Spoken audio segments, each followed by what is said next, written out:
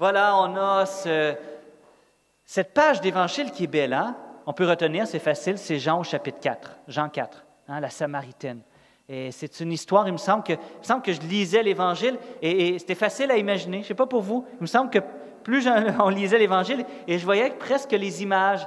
Le texte est écrit de manière à ce qu'on peut facilement entrer dans la scène. Hein? C'est un peu ce que saint Ignace de Loyola nous propose aussi quand il fait faire les exercices et il nous invite à nous plonger, à nous imaginer la scène, à faire partie de la scène, hein? Comme si on y était encore aujourd'hui. Et on sait que la page, que tout Évangile est encore vrai pour aujourd'hui, n'est-ce pas? Donc, c'est ce qui fait la différence entre un beau livre d'histoire et la Bible. C'est qu'un livre d'histoire, aussi beau soit-il, nous parle du passé.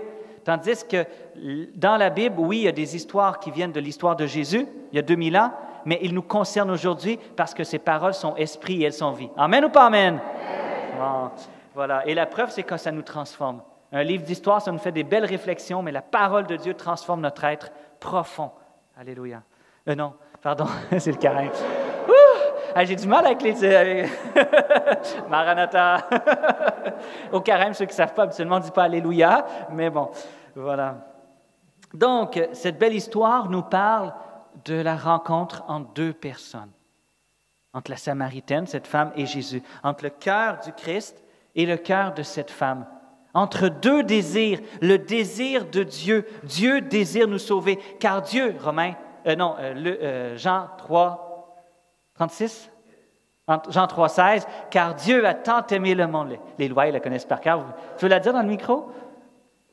Car Dieu a tant aimé le monde qu'il a donné son Fils afin que tous soient sauvés, en gros. Afin que quiconque croit ne périsse point, mais la vie l'éternelle. Est-ce que vous connaissez la parole de Dieu? Jean 3, 16, vous êtes capable de me le citer? Jean 3, 16.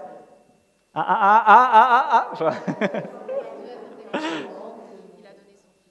il y en a plusieurs qui connaissent. Hein? L'important de lire et de relire pour mémoriser la parole de Dieu. Pour ça, il faut faire la session Emmaüs avec Vie Nouvelle, avec l'école Saint-André.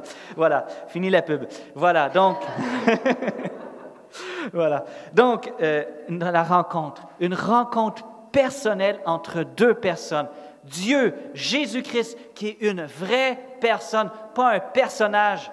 Les personnages dans les livres d'histoire sont dans le passé, mais une personne dans l'aujourd'hui entre Jésus et cette Samaritaine. Et Jésus veut te rencontrer. Et ce mot, cette expression « rencontre personnelle avec Jésus-Christ », ce qui était à la soirée de Jésus guéri hier, Pierre en a parlé un peu, et il disait que la première fois dans un texte du magistère, un texte officiel de l'Église, où on utilise ce terme que les protestants utilisent beaucoup, les évangéliques, rencontre personnelle avec Jésus, bien, le pape François l'utilise dans son document « La joie de l'Évangile » que je vous suggère tous de lire, un bijou. Moi, je l'ai lu. Si vous avez mon texte de La joie de l'Évangile, je l'ai écrit dans tous les sens. Il y a plein j'ai fluoté. Voilà, il est bien usé, voilà, comme ma Bible. Voilà. Donc, j'aimerais vous lire le numéro 1 et un petit peu du numéro 3 de La joie de l'Évangile qui nous parle de cette rencontre personnelle avec Jésus. La joie de l'Évangile remplit le cœur et toute la vie de ceux qui rencontrent Jésus. Jésus se rencontre comme une vraie personne.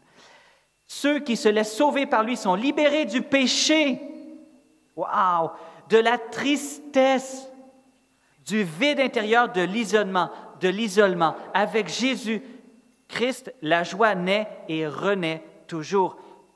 Et là, c'est important. Gling, gling, gling, gling, gling, je sonne les cloches. J'invite chaque chrétien, en quelque lieu ou situation où il se trouve, j'invite chaque chrétien, en quelque lieu et situation où il se trouve, c'est-à-dire il n'y a pas une situation dans laquelle tu ne peux pas dire « cette invitation n'est pas pour moi », à renouveler aujourd'hui même sa rencontre personnelle avec Jésus-Christ. Le pape François t'invite, toi, assis dans cette église ou dans ton canapé à la maison, à renouveler aujourd'hui même ta rencontre personnelle avec Jésus-Christ. Et il dira un peu plus loin, il n'y a pas de motif pour lequel quelqu'un puisse penser que cette invitation n'est pas pour lui. Là, moi, je te dis, il faut que tu rencontres Jésus. Le pape te le dit, oui, mais, il n'y a pas de motif. Le pape dit, pour lequel cette invitation ne tient pas pour toi. Même si tu as déjà fait cette rencontre, elle se renouvelle une fois de plus. Parce que c'est ça qui fait des vrais chrétiens. Un vrai chrétien, ce n'est pas quelqu'un qui connaît des choses sur la religion. Il y a des théologiens athées qui connaissent plus de choses que moi sur la religion, mais ils ne sont pas encore des croyants, des disciples de Jésus. Il y a beaucoup de gens dans nos églises, mais il y a un peu moins de disciples dans nos églises. Il y a bien des gens qui viennent à l'église, mais qui n'ont pas transformé leur vie par une rencontre personnelle avec Jésus. Je ne dis pas ça pour culpabiliser personne. Mais ce langage-là, on n'est pas habitué. Moi, je réalise que j'ai grandi depuis que je suis enfant en utilisant ce langage-là, rencontre personnelle avec Jésus. Dans la communauté où j'étais, c'était encore ça. Mais je réalise que dans bien des églises, c'est comme une nouveauté de parler de cette rencontre personnelle avec l'amour de Dieu. Oui, on passe de la tête au cœur. Voilà. Et dans notre deuxième lecture, Romains 5,5. Répétez après moi, Romains 5,5. C'est pas difficile à retenir, 5,5. L'amour de Dieu a été répandu en nos cœurs par l'Esprit Saint qui nous a été donné. Et ça, tout à l'heure, je pensais à cela. Peut-être je vous l'ai raconté ici, je me répète, sinon, le témoignage de conversion de ma maman. Ma maman, c'était dramatique. Je vous l'ai déjà raconté, je vais y aller vite alors. Elle était à Montréal et elle était en appartement avec sa sœur et sa cousine. Et malheureusement, sa cousine, pleine de vie, s'est enlevée la vie, s'est suicidée. Ça a été un drame dans sa vie. Et là, elle allait fréquenter, c'était le début du renouveau au Québec, renouveau charismatique. Elle voyait ces gens qui dévissaient des ampoules, comme on fait à la messe ici. Ils sont bizarres, eux. Et elle avait un petit livre qui s'appelle « La puissance de la louange » de Marlene Carleton, un super livre. Et elle lit là-dedans qu'on peut faire l'expérience de l'amour de Dieu à travers ce qu'on appelle l'effusion ou le baptême dans l'Esprit Saint. Et là, elle était toute seule dans sa chambre, elle a dit « J'aimerais vivre ça ». Et boum, elle est tombée dans son lit. 30 ans plus tard, elle m'en reparle en me disant « C'est comme si je me sentais enveloppée de l'amour de Dieu. » Et c'est ce qui l'a soutenue. Et quand elle racontait 25-30 ans plus tard, elle avait encore les larmes aux yeux. L'amour de Dieu, Romains 5,5, l'amour de Dieu a été répandu en nos cœurs par l'Esprit Saint qui nous a été donné. Ce qui est dit dans la Bible est une réalité qui peut se produire dans ta vie. Amen ou pas amen? Alors, il faut demander cette rencontre personnelle avec Jésus. Et moi, j'aimerais vous parler ici, vous lire un peu. J'ai quelques citations, mais je les trouve très intéressantes, c'est pour ça que j'aimais. Et j'aimerais laisser la parole à Mère Teresa. Et dans la fin de sa vie, elle avait écrit, avait fait une lettre pour sa communauté. Voilà. Elle dit, « Je m'inquiète. » Mère Teresa s'inquiète. Quelle est son inquiétude? « Je m'inquiète de ce que certains d'entre vous n'aient pas encore vraiment rencontré Jésus. » Vous voyez, les saints nous parlent de rencontres personnelles avec Jésus. Seul à seul, vous et Jésus seulement. Nous pouvons certes passer du temps à la chapelle, mais avez-vous perçu avec les yeux de l'âme, avec quel amour il vous regarde? Avez-vous vraiment fait connaissance avec Jésus vivant? Jésus vivant. Non pas à partir de livres, mais pour l'avoir hébergé dans votre cœur. Avez-vous entendu ces mots d'amour? Demandez la grâce, demandez la grâce, demande la grâce. Il a l'ardent désir de vous la donner. Tant que vous n'écouterez pas Jésus dans le silence de votre cœur, vous ne pourrez pas l'entendre dire « J'ai soif » dans le cœur des pauvres. Les sœurs de Mère Teresa, qui sont près des pauvres, elle leur disait « Tant que vous n'écouterez pas Jésus dans le silence de votre cœur, vous dire « J'ai soif », vous ne pourrez pas l'entendre dire « J'ai soif dans le cœur des pauvres. » N'abandonnez jamais ce contact intime et quotidien avec Jésus comme une personne réelle, vivante, et non pas comme une pure idée. C'est beau, hein? Voilà. Donc, la rencontre personnelle avec Jésus, c'est ce qu'a vécu cette femme samaritaine. C'est vraiment ce qu'elle a vécu. Donc, on va reprendre le texte de la Samaritaine. Jésus, au début du texte, est assis Jésus s'était donc assis près de la source. Jésus est lui-même la source de l'eau vive, comme on en parle dès le début de notre chant d'entrée. Voilà. Et qu'est-ce qu'il va dire? Quelle est la première question que Jésus a dit à la Samaritaine? « Donne-moi à boire. » Dieu demande à cette femme de Samarie, « Donne-moi à boire. » Dieu a besoin de nous. Dieu a soif de nous. Je pense à la croix de Jésus. J'ai soif. Donne-moi à boire. Je pense à Saint Léon. Je crois que c'est Saint Léon. Un saint. Là, je crois que c'est Saint Grégoire le Grand. Je crois qu'il disait Dieu a soif que nous ayons soif de lui. Dieu a soif que nous ayons soif de lui. Voilà. Comme dit Obélix, quand l'appétit va, tout va. Ah, j'ai cité Obélix dans une homélie. Cool! Quand tu as faim de Dieu, tout va. Quand l'appétit va, tout va. Moi, je cite Jésus, Saint-Léon-le-Grand, Obélix. Voilà, hein, voyez mes lectures, comment elles sont sérieuses. Voilà. Donc, la honte de la Samaritaine. Qu'est-ce que va répondre la Samaritaine à ce « donne-moi à boire » ? Il va dire « Comment, toi, un Juif, tu demandes à boire à moi, une Samaritaine? » Là, c'est sa honte. Comment, toi, moi, une Samaritaine, les Samaritains avaient une partie du judaïsme, puis il y avait une partie aussi où ils allaient voir différents dieux, comme une religion diluée, et les Juifs les considéraient un peu comme en dessous, quoi. Et pourquoi est-ce qu'elle va à midi au puits? Pour ne pas se faire voir. Pour ne pas se faire voir. Merci, Laurence. Pour ne pas se faire voir.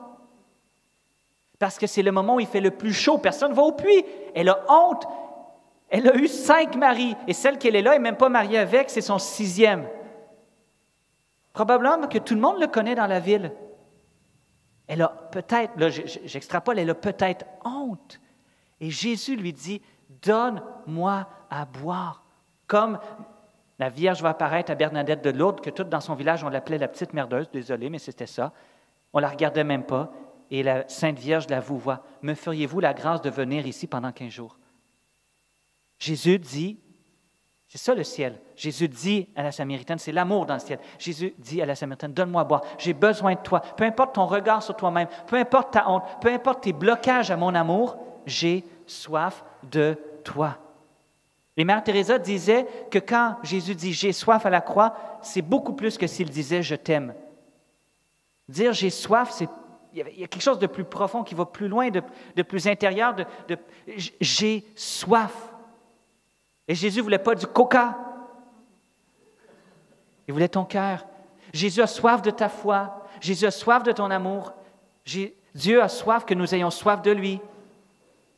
Donc, cette honte de la Samaritaine. Jésus vient au puits.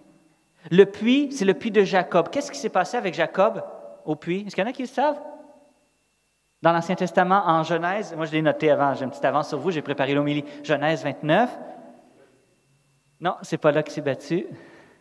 C'est là qu'il s'est laissé vaincre par Rachel. Oh! Parce que qu'est-ce qui se passe au puits? Les femmes vont au puits. Donc le monsieur s'assoit et regarde. Oh! Elle me plaît. C'est la rencontre entre Jacob et Rachel. Le puits, c'est un lieu, j'allais dire, d'épousailles, de rencontre entre deux cœurs. Vous voyez? C'est le lieu où Jacob a rencontré Rachel, sa future épouse. Cette Samaritaine était à son 6e conjoint. 6, c'est 7 moins 1, c'est l'imperfection. Elle avait cherché auprès de différents hommes, pas des tomes, T-O-M, des hommes, l'amour qui pourrait combler complètement son cœur, et elle avait une cruche fissurée qui ne pouvait pas contenir tout ce qu'elle désirait. Jésus est le 7e homme de sa vie, le chiffre 7, le chiffre de la perfection. Jésus est l'époux de son âme, le puits est le lieu de rencontre pour des épousailles. Jésus vient éveiller, parce qu'elle lui pose la question, Jésus va lui dire, va lui parler, si tu en es rendu là-haut, va chercher ton mari. Mais il le sait bien, Jésus. Qu'est-ce qu'il fait? Il tape sur le rocher, il tape sur son cœur. Pourquoi? Pour la faire souffrir? Pour tourner le couteau dans la plaie? Non, pour éveiller un désir encore plus profond que ce qu'elle pense en elle. Elle a une soif d'aimer et d'être aimée. Messieurs, mesdames, vous avez sûrement l'époux ou l'épouse la plus merveilleuse de la terre entière, n'est-ce pas? Hein? Oui! Malgré les défauts de l'un et de l'autre. Mais ton époux, ton épouse ne va jamais combler ton cœur complètement. Juste Dieu peut le faire.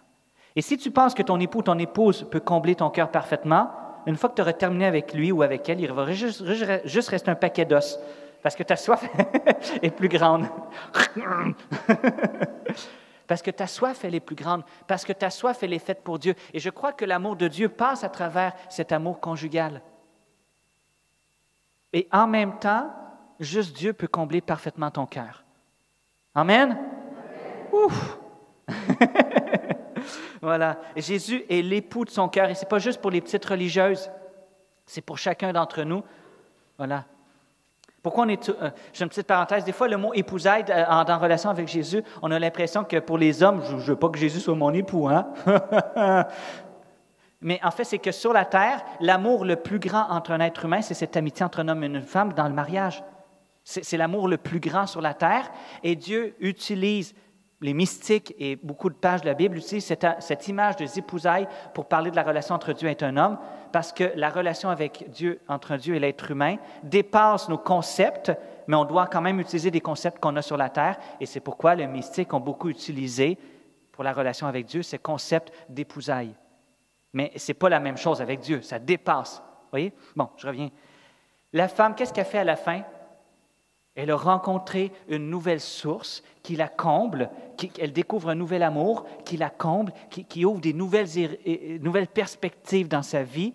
Et la femme, laissant là sa cruche, revient à la ville et dit aux gens, « Venez voir un homme qui m'a tout dit sur ce que j'ai fait. Ne serait-il pas le Christ? » Elle laisse sa cruche. Elle n'a plus besoin d'eau. Elle n'a plus besoin de son eau qu'elle avait l'habitude d'aller. Vous voyez, il y a des sources vives qu'on a dans notre vie qui sont bonnes. Il y en a qui goûtent plus le vinaigre. Mais elle dit maintenant, j'ai découvert un amour plus. Amen. Elle laisse sa cruche. Quand on rencontre l'amour du Christ, grandit en nous une liberté. Voilà. Et là, qu'est-ce que l'évangélisation? Est-ce que c'est une tâche de plus à faire dans l'Église? Non. Est-ce qu'il faut, parce qu'on en parle tellement dans cette Église qu'on pourrait se dire, il faut évangéliser, c'est un devoir de plus que j'ai à faire. Non, l'évangélisation, c'est un débordement du cœur lorsqu'on a rencontré l'amour de Dieu. Amen? Amen. Ça devient naturel. Tu regardes un bon film, tu vas voir un bon spectacle, tu en parles autour de toi. Tu vas chez Stéphanie ou chez les Lois ou je ne sais pas qui, hein, voilà. Et tu manges un bon repas, tu as envie d'y aller. Tu reviens et tu dis « Waouh, c'était bon! » Quand tu vas découvrir un bon pâtissier, tu en parles autour de toi, mais là, l'amour de Dieu, c'est encore plus grand. Encore plus grand.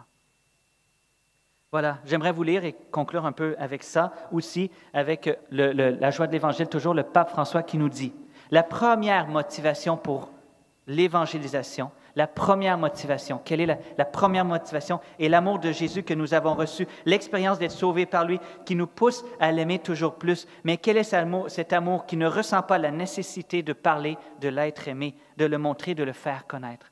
Quand je suis amoureux du Christ, j'en parle. Les amoureux ont envie d'en parler. Et on ne peut pas les faire taire. C'est ça aussi dans notre relation avec le Christ. Et je conclus vraiment là avec un texte de Mère Teresa. Elle fait parler Jésus. C'est juste un extrait, hein? Mais elle fait parler Jésus qui nous dit qu'il a soif de nous. Ah ben Patrick, est-ce que tu nous fais un petit musical tout doux? Puis les gens dans l'assemblée, si vous voulez, on va fermer nos yeux. Et là, vous imaginez que Jésus est devant vous. Et que vous êtes juste en tête à tête avec Jésus. Jésus et toi. Et là, c'est Jésus qui te parle. C'est Mère Teresa qui a composé ce texte. Et c'est Jésus qui te parle. Moi, Jésus, je veux te parler. Je vais soigner tes blessures. Je vais faire de toi une nouvelle créature. Je vais te donner la paix au cœur même de tes épreuves. J'ai soif de toi. Ne doute jamais de ma miséricorde, de mon pardon, du fait que je t'accepte sans cesse, de mon désir de te pardonner, de ma soif ardente de te bénir, de vivre en toi ma propre vie. J'ai soif de toi. J'ai soif de toi. Si tu te crois sans importance aux yeux du monde, cela ne t'importe pas du tout. Pour moi, il n'y a qu'une seule chose qui importe. Il n'y a rien de plus important dans le monde entier que toi. Il n'y a rien de plus important dans le monde entier que toi.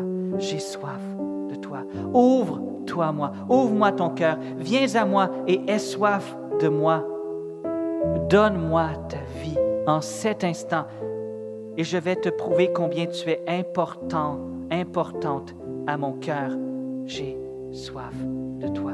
Peu importe tes errements, peu importe tes égarements, peu importe combien tu m'as oublié, peu importe toutes les croix, les souffrances que tu as dû porter dans ta vie, peu importe les chemins sans issue, peu importe les désespérances, les choses compliquées et les poids qui sont sur tes épaules, peu importe tout cela, il n'y a qu'une seule chose dont je veux que tu te souviennes tout le temps.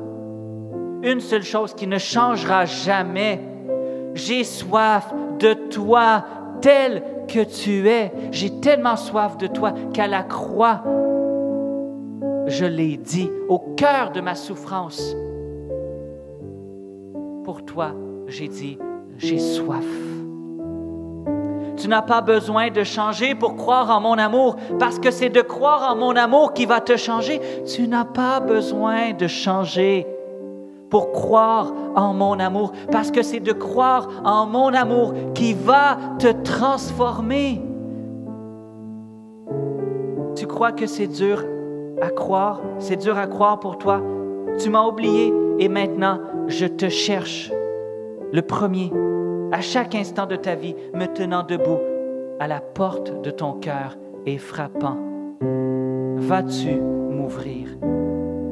Tu penses que c'est dur à croire? Alors regarde vers ma croix, regarde vers mon cœur transpercé pour toi par amour. Regarde vers l'Eucharistie. Tu n'as pas compris ma croix? Alors écoute encore une fois de plus ce que j'ai dit pour toi sur la croix. J'ai soif. Donne-moi à boire, comme j'ai dit à la Samaritaine. Oui, j'ai soif de toi. J'ai soif de toi, dit Jésus, personnellement, juste pour toi. J'ai cherché quelqu'un pour combler mon amour et je n'ai trouvé personne. Soit celui-ci, soit celle-ci. J'ai soif de toi, de ton amour. Signé Jésus.